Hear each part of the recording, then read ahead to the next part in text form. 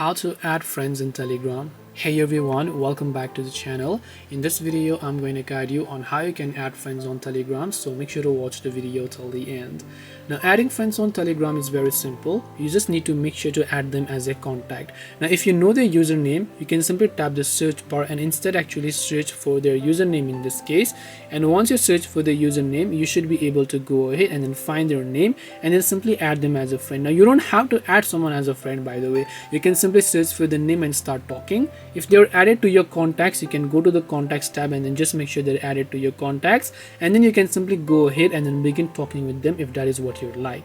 This way you can add friends in Telegram. Hope this video was very helpful. If you have got any more questions, then feel free to also leave them down below. Thank you very much for watching till the end of this tutorial, and see you soon in our next video.